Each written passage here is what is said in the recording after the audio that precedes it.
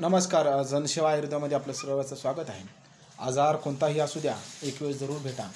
जे लोक कॅन्सरचे जे रोगी आहेत, जे किमोथेरपी करून परेशान राहतं, बीपीच्या गोळ्या खाऊन परेशान राहतं, शुगरच्या गोळ्या खाऊन परेशान राहतं, डायलिसिसच्या करू परेशान राहतं, डोळ्याचं ऑपरेशन करून परेशान आहे, दात पाडू परेशान आहे, हेअर ट्रान्सप्लांट करून परेशान आहेत, पोटाचे विकार, जे अँजिओग्राफी करायले लोक लाखो रुपये टाकाले, अँजिओग्राफी करून लाखो रुपये टाकाले. ते अँजिओग्राफी करण्याची गरज नाही.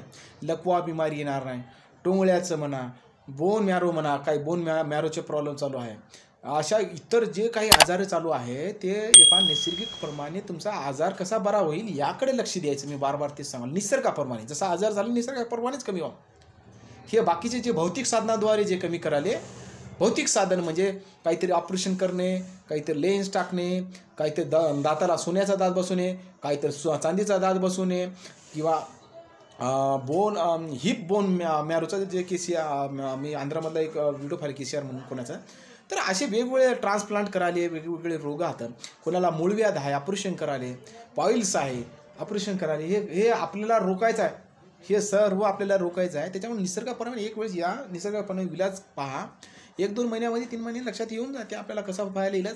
नाही झाला तर लास्टला तुमचं ऑपरेशन वगैरे ज्या गोष्टी आहेत ते लास्टला आहे. आज आमच्याकडे हे पोटे काका आलेले आहेत, जे की त्यांच्या दाताच्या काय समस्या आहे काय नाही ते आपण हे घे काका, नाव वगैरे सांगा त्याचं.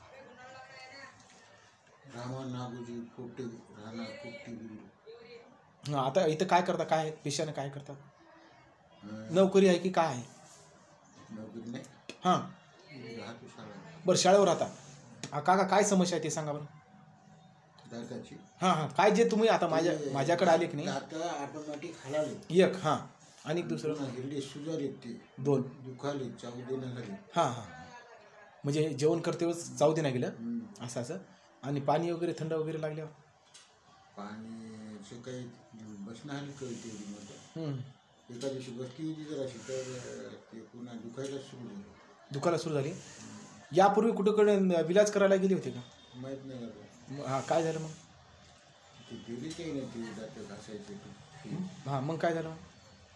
त्याच्यानं थोडं थांबाले, ते घासले लावायला, ती उठाली मात्र सारखीच उठाली. त्याच्यानं अजून काही प्रॉब्लेम दिसणार. म्हणजे तुमची समस्या मिटली नाही त्याच्यानं, जशी पाहिजे तशी. त्याच्यामुळे तुम्ही माझ्याकडे आलेले आहे.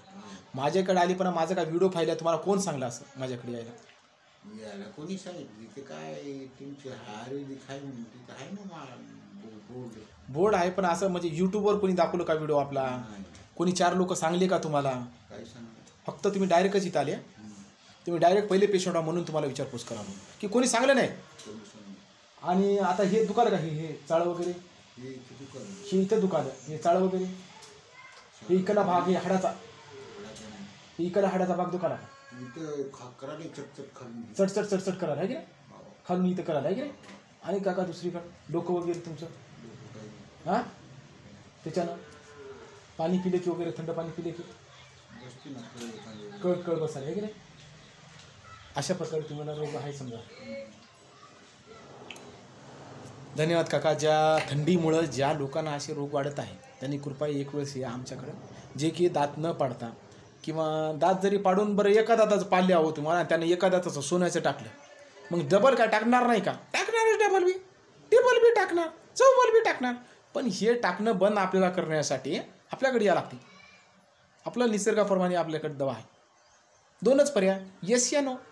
एक तर माझ्याकडं चांगलं होईल ट्रीटमेंट, माझ्याकडं होईना गेलं तेव्हा मग तुम्ही दात सोन्याचा टाकू शकता, चांदीचा टाकू शकता, तुम्हाला कोणता टाकायचा ते टाकू शकता तुम्ही, जेव्हा होईना गेला. पण हे आपलं पहिलं निसर्गाप्रमाणे नैसर्गिक विलाज एक वेळेस आपला बघणं महत्त्वाचा मुद्दा आहे. या दात कसे पांढरे शिपतात म्हणून कड कड कड कड बकऱ्याचं मटण पाकुण्या खातो असा.